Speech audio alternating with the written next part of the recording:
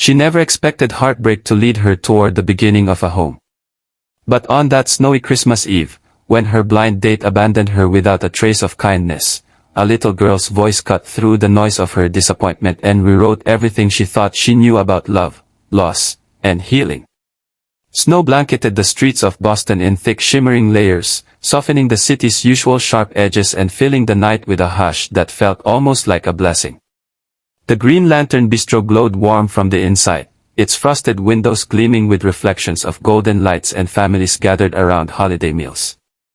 Inside, laughter wrapped itself around every table, competing gently with the chime of cutlery and the soft, nostalgic hum of Christmas melodies drifting from hidden speakers. Leia Hart stepped through the doors carrying the hopeful nervousness of someone who had taken a risk. Her emerald green dress hugged her frame gently, chosen with care and a quiet longing she didn't tell anyone about. Snowflakes clung to her blonde hair in melting pearls as she brushed them away, the hostess leading her toward table 9 as if delivering her to a fate no one in that room could foresee. She sat alone for the first 10 minutes, then 15, then 20. The candle on the table flickered like it was trying to keep her company. She checked her phone once, then again, pretending she wasn't counting every slow tick of the restaurant clock. She told herself not to assume the worst. Maybe he was parking. Maybe he was stuck in traffic. Maybe he cared enough to arrive at all. But when Evan finally walked in 40 minutes late, he didn't carry excuses or warmth, only disappointment. One glance at her and he exhaled sharply, as if her existence itself had inconvenienced him. His words were cold, blunt, dismissive. He didn't want someone assertive. He preferred someone softer. He didn't think she fit his type. He didn't even bother pretending to be kind. He left her just as quickly as he had appeared, tossing a flat "Merry Christmas" over his shoulder before disappearing into the snow-filled night. The door closed behind him, and something inside Leia hollowed out. The holiday joy around her rose, swelled, and pressed against her loneliness like a tide. She smoothed her dress with trembling hands, staring at the candle's flame between two untouched wine glasses, and wondered why she kept hoping, why she kept trying, why she kept letting herself believe someone might choose her, freely, without conditions, without comparison. She reached for her coat, determined to slip away unnoticed, when a tiny voice lifted from beside her chair like a spark in the dark. "Excuse me, why are you sad?" Leia looked down. At first, she saw only curls, soft brown ones, and then a small face tipped upward toward hers. A little girl, no more than 3, in a red velvet dress, clutching a knitted bear as though it were made of something precious. "Do you need a hug?" the child asked, and the pure sincerity in her voice cracked something inside Leia that the cruelty of the night had only bruised. Before Leia could speak, the girl's father appeared, a tall man with quiet strength in the broad line of his shoulders and a gentleness that softened the gray of his eyes. Snow still clung to his coat. Concern furrowed his brow as he rested one steady hand on his daughter's shoulder. "I'm so sorry," he said in a calm, respectful voice. "Ruby's very friendly. We're working on boundaries." "She's perfectly fine," Leia whispered, touched in a way she couldn't explain. And the man, Adrian, seemed to notice her fragile smile, the redness around her eyes, the attempt she was making to look put together. Without a word, he slid a packet of tissues onto the table. A simple act. A quiet kindness. Something that felt more meaningful than any grand gesture ever had. Ruby wasn't finished with her mission of comfort. She tapped Leia's hand, eyes sparkling with determination. "Do you want to eat with us? Daddy orders chicken. Chicken makes people happy." Adrian looked mortified. "Ruby." But Leia laughed, a real, warm laugh she didn't know she still had in her. And that laugh changed everything. Minutes later, the hostess guided them to a corner table beneath a frosted window. Ruby, thrilled with her success, placed her bear like a fourth guest. Leia sat on one side, Adrian on the other, forming a triangle of surprise, warmth, and accidental belonging. The air around them softened almost instantly. Ruby chattered endlessly, about a neighborhood cat named Pudding, about the taste of snow, about seeing Santa at the mall. Leia laughed in ways she hadn't laughed for months.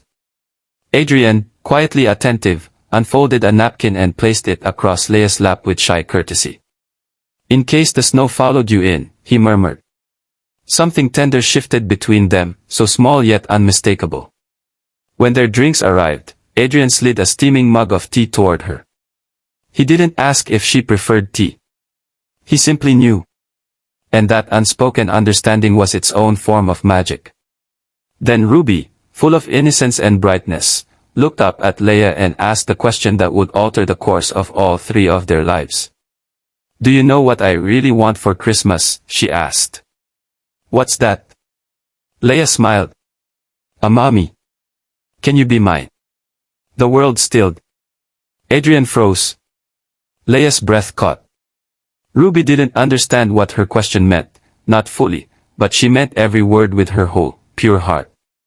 Adrian's apology was quiet, full of grief and love blended together. He told Leia how Ruby's mother, Lena, had passed when Ruby was only 1. That the girl often asked questions she couldn't yet understand. That he didn't always know how to answer her without breaking. Leia squeezed Ruby's hand gently. You deserve a wonderful mommy, sweetheart, she whispered. And I know you'll find the right one. Ruby nodded, accepting the answer. Leia offered Adrian a soft, understanding smile. Something settled between them then, not romance, not yet, but recognition. Two wounded souls quietly acknowledging each other's fractures. The night ended with warmth instead of loneliness. When they parted at the entrance, Ruby hugged Leia fiercely, then pressed her knitted bear into Leia's hands for safekeeping. She kept the bear.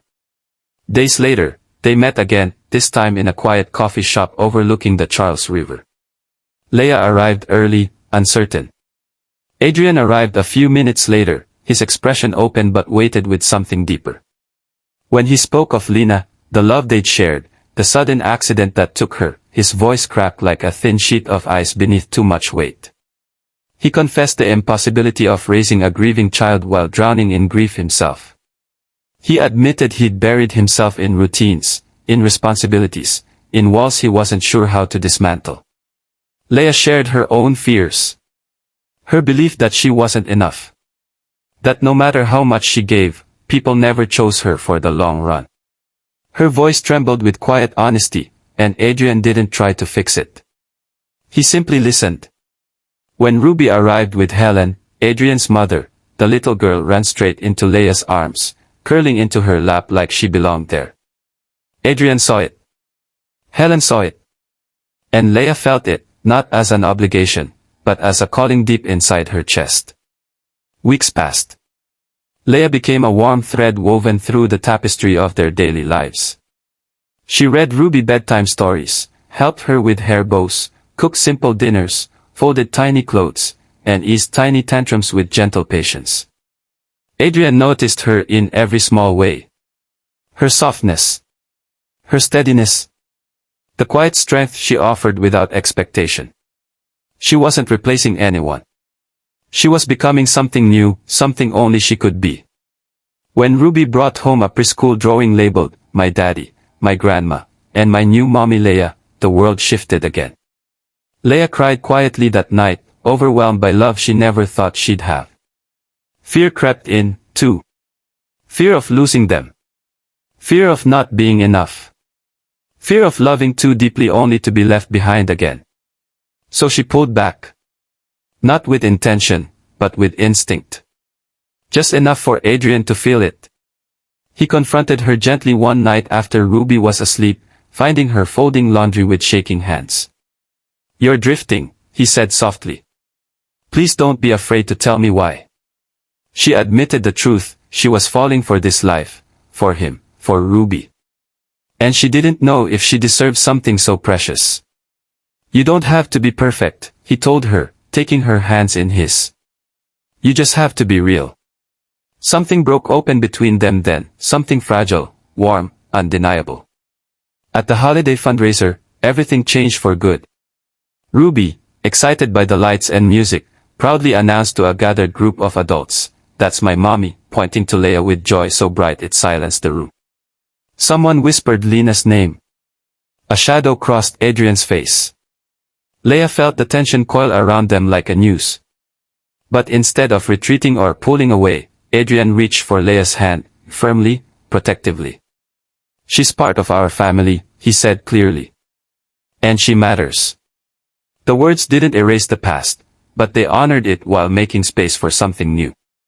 Later that night, after returning home, the snowfall outside shimmering under the moonlight, Adrian walked to Leia with a look that held every unspoken truth between them. "I'm not afraid anymore," he said. "Not if it's you." Leia felt her heart unfold like a flower warmed by light it never expected. Days later, on a quiet morning, Ruby climbed into Leia's lap while Adrian made breakfast. She placed her tiny hands on Leia's cheeks and whispered, "Are you going to stay forever?" Leia looked at Adrian. Adrian looked at her. And in that moment, she knew. "Yes," she whispered, kissing Ruby's forehead. "I'm staying." Ruby squealed with joy, throwing her arms around Leia's neck. Adrian leaned against the doorway, watching the two halves of his heart wrap themselves around each other, and he knew he had been given a second chance he never dared hope for. A chance at home. A chance at love. A chance at family. Snow fell softly outside, quiet and gentle, just as it had the night their story began. But inside, in the warm glow of morning, three souls sat together at a kitchen table, no longer strangers stitched together by circumstance but a family woven by choice, courage, and the simplest miracle of all. They had found each other. And sometimes, finding each other is the most extraordinary Christmas gift the world can give.